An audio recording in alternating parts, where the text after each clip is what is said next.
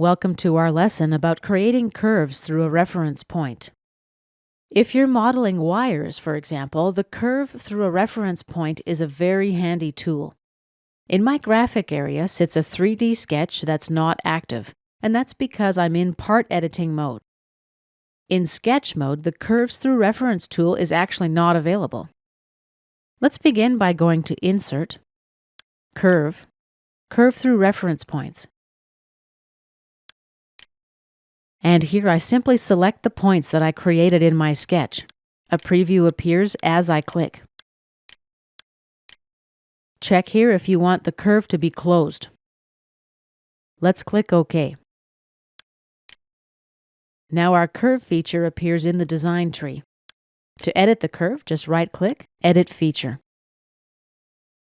You can right-click and delete points from the selection area.